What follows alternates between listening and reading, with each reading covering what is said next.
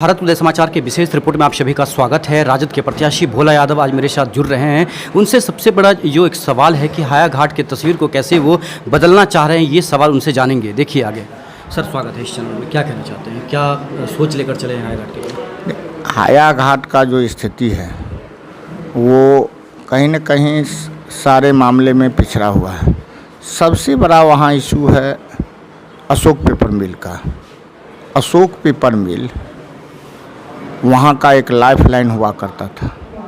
आज की स्थिति में वो एक खंडहर स्वरूप बन गया है, जबकि अभी भी उसके अंदर इतनी ज़मीन है। उस ज़मीन का यदि सरकार सदुपयोग करे तो पेपर मिल का ही दूसरा इंडस्ट्री लग सकता है, कई और इंडस्ट्री उस जगह पर स्थापित किया जा सकता है। लेकिन सरकार का विजन माननीय नीतीश कुमार जी भले ही अपने आप का पीठ खुद थपथपाते रहें, लेकिन 15 साल में उनके अंदर एक ही सबसे खराब विजन रहा, जो उसमें जो स्क्रैप था, उसके अंदर जो पुराने मशीन थी, उसको बेचने के लिए उतारू रहे, नया स्थापित करने के लिए कभी भी उतारू नहीं हुए।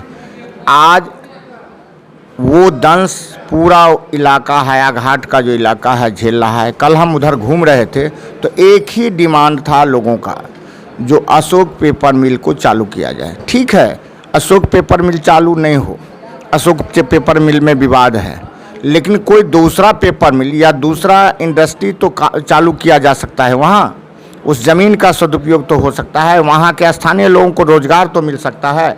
ये सारी बातें देखने लायक है और हम समझते हैं बिहार सरकार, जो वर्तमान बिहार सरकार है और केंद्र सरकार, दोनों की नीयत में खोट है। सर हाया घाट की जनता के साथ ऐसा क्यों हो रहा है कि सभी नेता आते हैं, अशोक पेपर मिल के नाम पर वोट लेकर जाते हैं, राजनीति करते हैं, लेकिन आज तक फिर बहुत सालों से ये बंद पड़ा?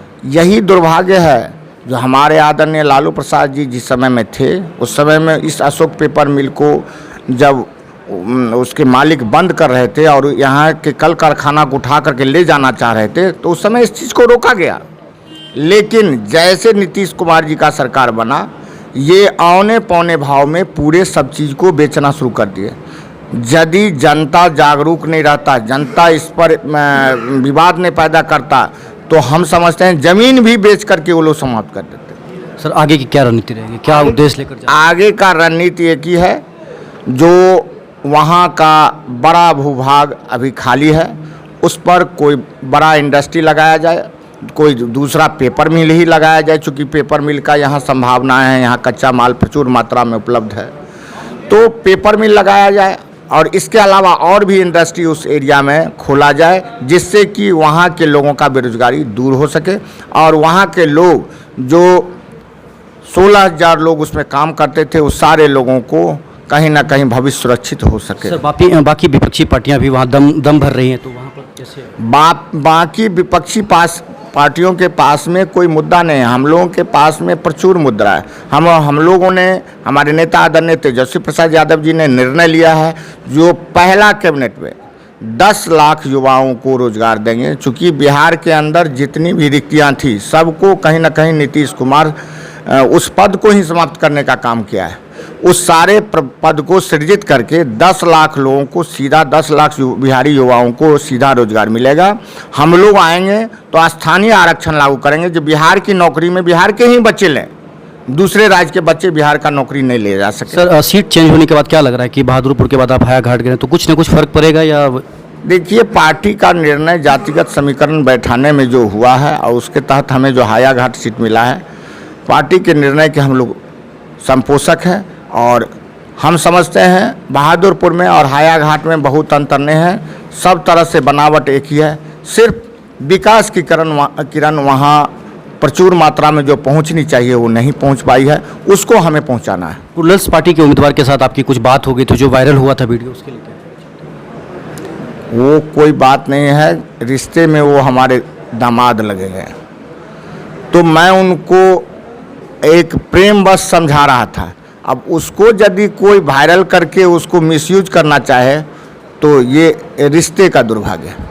और सर क्या कहना चाहते हैं, जो वहाँ पर जो स्थानीय मुद्दा है, खासकर रोजगार तो है ही नहीं, लेकिन जो लोग किसान हैं उनको भी वहाँ पर मतलब सही ढंग से वो नहीं मिलता, तो किसान के लिए क्या सोचते हैं? हमारा सबसे बड़ा किसान के लिए सोच है, जो किसान का जो ऋण है, हमारे आदरणीय तेजस्वी प्रसाद यादव के नेतृत्व में यदि सरकार बनती है तो किसानों का ऋण सबसे पहले हम माफ़ करेंगे, जो किसान ऋण से दबे हुए हैं।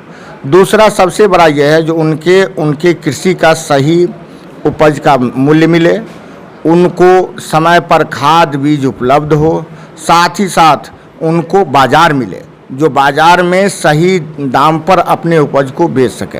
हमारा जो इलाका है, खास करके हायाघाट का इलाका, काफ़ी मात्रा में सब्जी उपजता है, लेकिन उसका प्रॉपर बाज़ार नहीं है, बाज़ार होना चाहिए।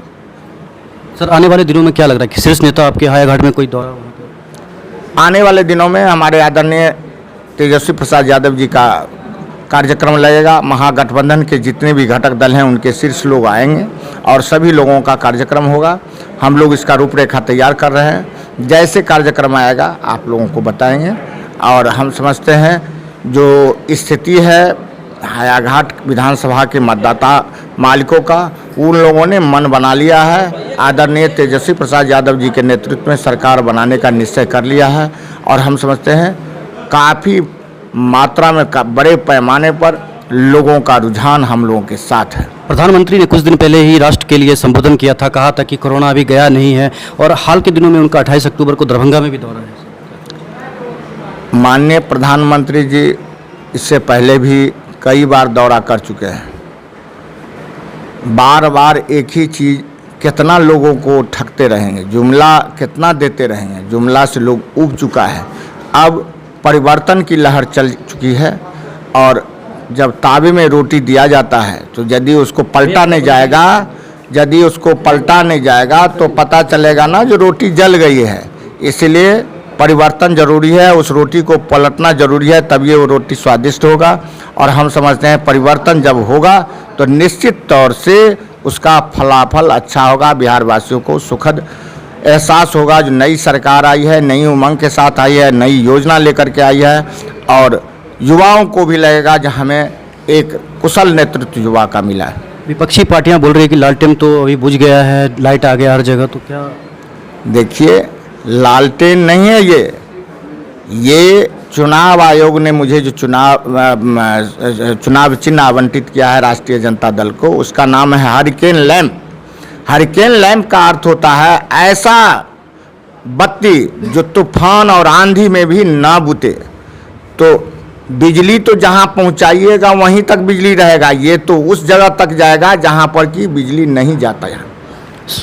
इसलिए ये हरिकेन लैंप है, और हरिकेन लैंप आंधी तूफान में भी बुझने वाला लालटेन नहीं है। और आप ये बात जान लीजिए, जो विपक्षी बोल रहे हैं उनको ये समझना चाहिए, जब बिजली बत्ती गुल होती है तो उसी लालटेन की याद आती है। शिक्षा जगत में क्या वहाँ करना चाहते हैं सर? शिक्षा जगत में हमारा इलाका, खास करके हायाघाट इलाका पिछड़ा हुआ है, वहाँ कोई डिग्री कॉलेज नहीं है। हमारी प्राथमिकता होगी आने वाले दिनों में यदि हम लोगों की सरकार बनी तो एक डिग्री कॉलेज का स्थापना उस इलाके में ज़रूर करवाएंगे। क्या कहना चाहते हैं जनता से? जनता से एक ही हमारा अपील है, जो आप मन बनाइए, परिवर्तन कीजिए, और कहीं ना कहीं तेजस्वी प्रसाद यादव जी की जो मांग है, जो उनका जो जनता का जो आकांक्षा है, उस आकांक्षा के अनुरूप तेजस्वी प्रसाद यादव जी के नेतृत्व में सरकार बनाइए। युवा की सरकार होगी, युवा जोश होगा और बिहार का विकास होगा, कुशल नेतृत्व रहेगा। आने वाले कल में युवाओं को रोजगार मिलेगा, किसानों को उनकी उपज का ये मिलेगा। साथ ही साथ जितने भी हमारे माँ बहनें हैं, खास करके आंगनवाड़ी सेविका, आशा दीदी, उसके बाद रसोइया बहनें हैं, उसके अलावा आप देखिए जो जीविका दीदी हैं, इन सब के साथ ये बिहार सरकार जो नाइंसाफ़ी कर रही है, उन सारे के सारे मांगों को पूरा किया जाएगा। राज्य के अंतर्गत जितना भी अनुबंध है, अनुबंध सिस्टम समाप्त किया जाएगा। समान काम के लिए समान वेतन दिया जाएगा। इस पर हमारी सरकार, आने वाली सरकार निश्चित रूप से पहला कैबिनेट में निर्णय लेगी, और हम समझते हैं ये राज्य के लिए और हायाघाट के लिए सुखदायी होगा। सर बाढ़ का वहाँ बहुत बड़ा समस्या है, तो क्या मतलब? बाढ़ का अस्थायी निदान के लिए एक ही चारा है, नेपाल से वार्ता, और वो काम केंद्र का है। केंद्र उस मामले में पिछड़ रहा है। हम समझते हैं जो माननीय प्रधानमंत्री जी दरभंगा आ रहे हैं, जनता को निश्चित तौर से मांग करना चाहिए जो बाढ़ का स्थायी समाधान के लिए पहले आप योजना बताएं, तब आकर के यहाँ भाषण दें। एनडीए के जो प्रत्याशी हैं वो बोल रहे हैं कि भोला यादव कहीं टिकने वाले नहीं है, राजद के कोई भी प्रत्याशी नहीं टिकने वाले हैं। वो तो हम क्या बताएंगे, जनता उन लोगों को बता रही है। जो कहीं झाड़ू से उनकी विदाई हो रही है, कहीं डांट करके विदाई हो रही है, कहीं उनको बोलने नहीं दिया जा रहा है। हम क्या कहेंगे, ये तो जनता है, सब जानती है। जनता इसका जवाब देने के लिए तत्पर है और दे रही है। चलिए, बहुत बहुत धन्यवाद सर, बहुत बहुत बहुत धन्यवाद आपको भी। और आप राजद के प्रत्याशी हैं, उन्होंने बेबाकी से अपनी बातें रखी हैं। देखते रहिए भारत उदय समाचार जगजीत के साथ।